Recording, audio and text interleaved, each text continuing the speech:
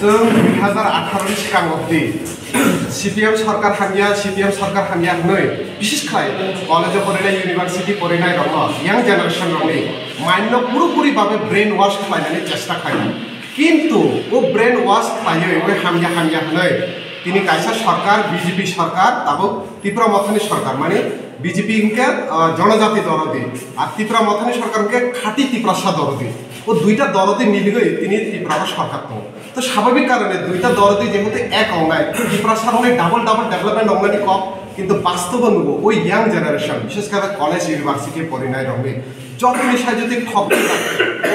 BJP IPP সরকার বা ত্রিপুরা মথানি সরকার তিনি 7 বছর হয় অঙ্গানি টকা বড় ঠকই যাইত আপনি এক্সাম্পল যদি না থাকে जों ট্রাইবেল ওয়েলফেয়ার ডিপার্টমেন্টনি দিকে যদি जों নাহাকে সাই মানো কোনো বছর স্কলারশিপে আছে ইস্যু করে কিন্তু जों মুখা দিন পর দিন বছর পর বছর লাইট হাউস স্কলারশিপ ইস্যু जों আন্দোলন খাই দङ তাবসে কোনো সলিউশন করে তিনি খানা হলে गोबां माबाहाय स्टुडेन्ट दङ और स्कलारशिपनि आपनाते फिलआप खालामिया रां माया फिलआप खालामो माया आबोबो गोबां मा दङ फिलआप खालामिया किन्तु आपनो तई फाइसा ओ गभर्नमेन्ट কোনো কক সানানি করে जों बार-बार साव हस्टेल रगलो हस्टेल वार्डन रिक्रुटमेंट खादि नाइट गार्ड रिक्रुटमेंट खादि किन्तु ओ सरकार कोनो भाबे आपनो खाया लुखाना आनंद महिनी हस्टेलनि कक स्पोर्ट हस्टेलनि कक बाहायके सुइसाइड खाय थैका विकास देबर मंत्री खुद वो हर रग रेगिंगनि खबर माने दङ एकजन मंत्री रेगिंगनि बागैसे हर मा खारै दङ अब तो पिक्चर क्लियर जे सिनि त्रिपुरागो बाहाय त्रिपुरासा एडीसी हस्टेल एसटी हस्टेल रंगनि कंडीशन चलित तो ओ हस्टेल रंगनि कंडीशन स्कॉलरशिपनि कंडीशन ओवरऑल एडीसी त्रिपुरासानि एजुकेशन कंडीशन बिसुर जराते हामिया ओ हामियानो जदि सिनि जरा यांग जनरेशन तंनाय शिखलार तंनाय दर ताबो बुजिदि कम्पेयर खायदि आगिनि जरा बाहाय तंमाने ताबुनि ओ जरा ओ बीजेपी आईपीपी ताबु जे त्रिपुरा मथानि सरकार बिसुर जरा सुनो ठकी ताव आबुनि बिरुद्धे जों पीएसयू एसएफआई प्रतिनियत आंदोलन खायतबो दारानबो जों आवेदन खायनाय आबुनि बिरुद्धे जों थांसा होय बिनि बिरुद्धे खरां मातिसेनाय फाइनाय साला आबुनि बिरुद्धे जों जबाब कथा मान खनाय एसएफआई राज्य सम्पादक যে কথাগুলো বলেছেন তার সঙ্গে আমি দুটো বিষয় যুক্ত করতে চাই আপনারা জানেন বিগত 2018 আগে যে সরকারটা ছিল আমাদের রাজ্যে সেই সরকারের বিরুদ্ধে সমস্ত রকমের চক্রান্ত থেকে শুরু করে অভিযোগ বিশেষ করে কলেজ ইউনিভার্সিটি পড়ুয়া ছাত্র যুবক যারা রয়েছে ট্রাইবেল অংশে বা ত্রিপ্রাসা অংশে তাদের বিরুদ্ধে নানা ধরনের ষড়যন্ত্র করে এই সরকারের বিরুদ্ধে তারা অভিযোগ করে বা এরকম অনেক কিছু করার চেষ্টা করেছে আজকে এই সরকার আসার পর বর্তমানে একটা ত্রিপ্রাসা দরদে আরেকজন জনজাতি দরদি দুইটা সরকারের সম্মিলিত চলছে তো এই সময়ে সবচেয়ে বেশি রাজ্যে যদি উন্নতি হওয়ার কথা তাহলে একমাত্র ত্রিপ্রাসাদের ডাবল উন্নতি হওয়ার কথা ছিল কিন্তু বর্তমানে আমরা দেখতে পেলাম কি আমরা যতবার ট্রাইবেল ওয়েলফেয়ার ডিপার্টমেন্টের নিকট যাই ওইখানে দপ্তরে যারা আধিকারিক রয়েছেন এবং মিনিস্টাররা যারা যে দপ্তরে যিনি মন্ত্রী রয়েছেন না তাদের কাছ থেকে নির্দিষ্ট সময় যাওয়ার পর থেকে তাদের সঙ্গে কথা বলার আমরা সুযোগ পাচ্ছি ছাত্রছাত্রীরা যারা সাধারণ ছাত্রছাত্রীরা যারা যাচ্ছেন তাদের সমস্যা শোনার জন্য যখন যাচ্ছেন আধিকারিকরা না তাদের জন্য কথা বলার জন্য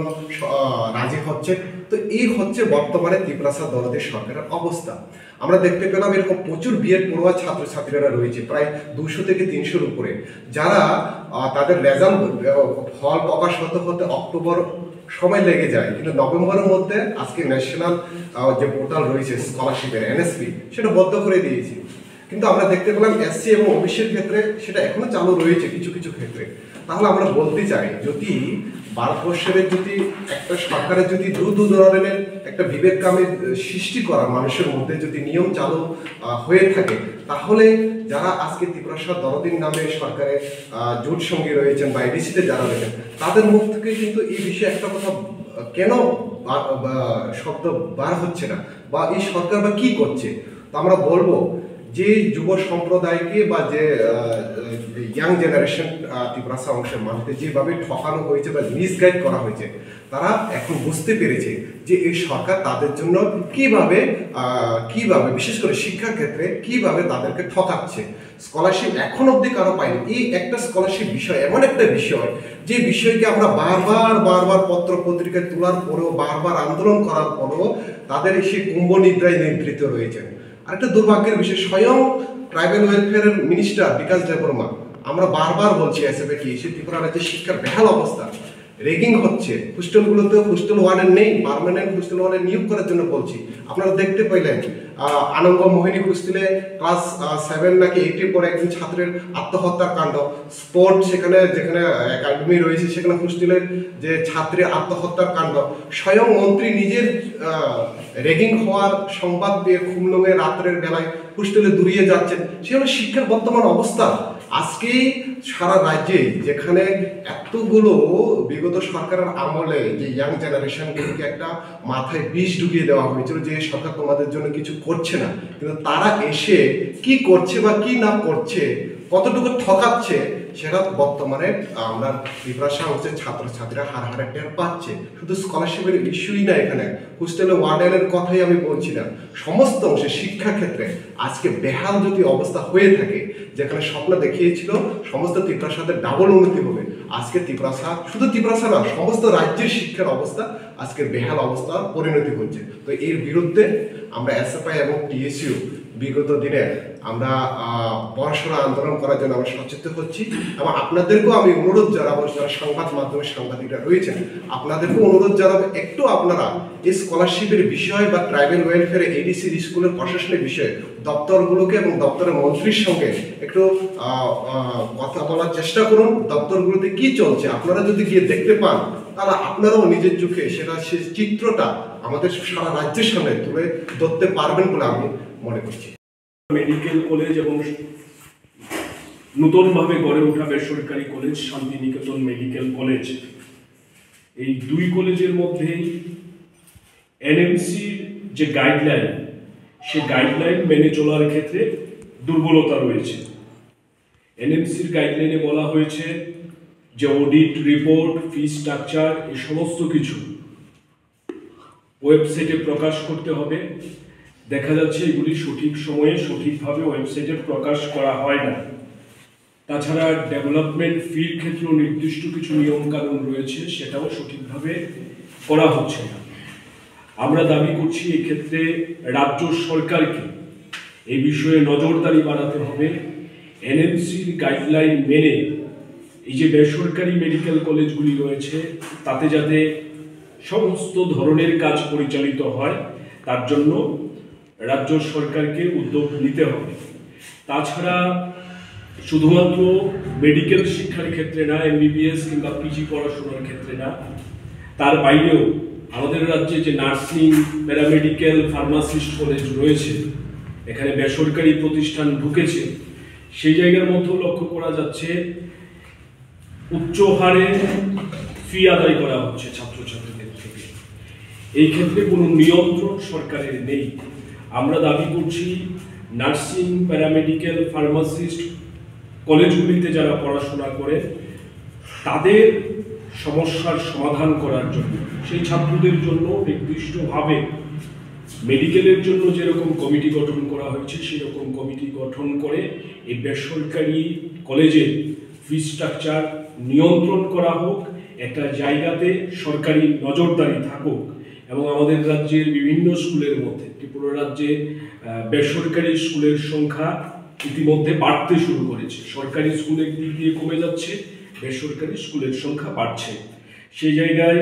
বেসরকারি স্কুলের ফি স্ট্রাকচারের ক্ষেত্রেও সরকারের কোনো নিয়ন্ত্রণ নেই। বিভিন্ন স্কুল বিভিন্ন রকমের ফি আদায় করছে, বিশেষ করে Delhi, world school, Auxilium school,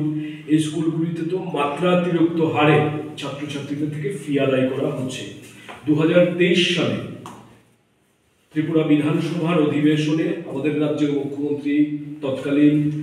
সময়ে বিরোধী দলের বিধায়করা এই সংক্রান্ত প্রশ্ন উপস্থাপন করেছিলেন। তখন মুখ্যমন্ত্রী বলেছিলেন যে আমরা এটা নিয়ন্ত্রণ করার জন্য নির্দিষ্ট পদক্ষেপ করব।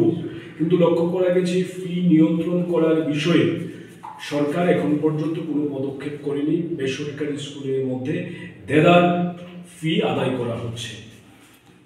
এই জায়গাতে আমাদের সংগঠন দুটি দাবি করছে যে বেসরকারি স্কুলে,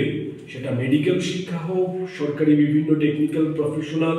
কলেজ হোক বেসরকারি ক্ষেত্রে, এবং তার সঙ্গে সঙ্গে যে বেসরকারি স্কুল যেগুলি এখন ব্যাঙের ছাতার মতো আমাদের রাজ্যের মধ্যে গজিয়ে উঠছে সরকারের বদান্যতায়, সেখানে ফি স্ট্রাকচারে নিয়ন্ত্রণ আনার জন্য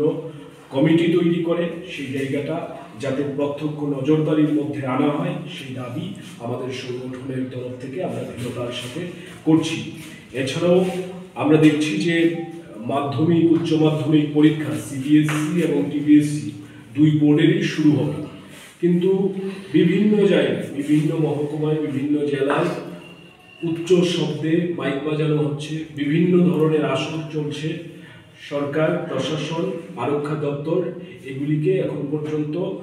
নিয়ন্ত্রণ করার ক্ষেত্রে কোনো কার্যকরী পদক্ষেপ গ্রহণ করছে না। এতে সাধারণ ছাত্রছাত্রীদের অবস্থা খুবই নির্মম অবস্থায় তারা রয়েছেন, কারণ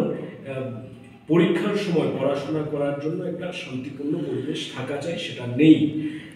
আমরা দাবি করব পরীক্ষার হাতে গোনা কয়েকদিন সময় আছে, যাতে সমস্ত ধরনের এই যে বিকট শব্দে মাইক বাজানো এটা বন্ধ করতে প্রশাসনের তরফ থেকে কার্যকরী পদক্ষেপ নেওয়া হোক, এই দাবি আমরা করছি। এই হলো আমার তরফে সবার জন্য। আমাদের দুটি সংগঠনের তরফ থেকে প্রথমেই আপনাদেরকে আন্তরিকভাবে ধন্যবাদ জানাচ্ছি আমাদের আহ্বানে সাড়া দিয়ে আপনারা এই সাংবাদিক সম্মেলনে উপস্থিত হয়েছেন তার জন্য। মূলত কয়েকটি শিক্ষা সংশ্লিষ্ট বিষয় আপনাদের মাধ্যমে আমাদের বক্তব্য তুলে ধরার জন্য এই সাংবাদিক সম্মেলনে আহ্বান করা হয়েছে। আমরা দেখেছি গত কিছুদিন আগে আমাদের রাজ্যে বেসরকারি উদ্যোগে নতুনভাবে যে শান্তিনিকেতন মেডিকেল কলেজ গড়ে উঠেছে, সেই কলেজের মধ্যে ছাত্র ভর্তির পর নির্দিষ্ট কিছু বিষয় সামনে এসছে। শান্তিনিকেতন মেডিকেল কলেজে দেখা গেছে যে রাজ্য সরকারের যে কোটা, সে কোটায় যে ছাত্রছাত্রীরা ভর্তি হয়েছেন তাদের এনএমসি গাইডলাইন অনুসারে ফি স্ট্রাকচারে যে ছাড় পাওয়ার কথা সেটা পাচ্ছেন না, এবং একই সমস্যা আমাদের রাজ্যের ত্রিপুরা মেডিকেল কলেজ টিএমসিতেও রয়েছে। এই নিয়ে যখন চাপানোতর শুরু হয় তখন সুপ্রিম কোর্টের যে নির্দেশ যে মেডিকেলে ডিগ্রি এবং পিজি পড়াশোনার ক্ষেত্রে এইরকম বেসরকারি যে প্রতিষ্ঠান সমূহ আছে তাদের জন্য একটা নির্দিষ্ট ফি স্ট্রাকচার তৈরি করার ক্ষেত্রে রাজ্য সরকারগুলি তারা একটা কমিটি তৈরি করবে। সেই কমিটির নির্দেশ মতো রাজ্যে রাজ্যে বেসরকারি কলেজের ফি নির্ধারণ করা হবে। এনএমসি যে গাইডলাইন রয়েছে তাতে রাজ্য সরকারের যে কোটা, সে কোটায় যে ছাত্রছাত্রীরা ভর্তি হবেন তাতে ফি স্ট্রাকচারে ছাড় পাওয়ার কথা 50%, সেই জায়গাটা ত্রিপুরা রাজ্যের মধ্যে পালন করা হচ্ছিল না। কমিটি গঠিত হয়েছে, একটা নির্দিষ্ট সময় অতিক্রান্ত হয়েছে। এই কমিটির কাজকর্মের কতটা অগ্রগতি ঘটেছে আমরা জানি না। আমরা দাবি করছি 5 সদস্যের যে কমিটি গঠিত হয়েছিল সেই কমিটি অতি দ্রুত এটা মানুষের সামনে প্রকাশ করুক, তাদের রিপোর্ট সামনে আনুক, যাতে করে ছাত্রছাত্রীদের সমস্যার মুখে পড়তে না হয়। এই দাবি আমাদের সংগঠনের তরফ থেকে করছি।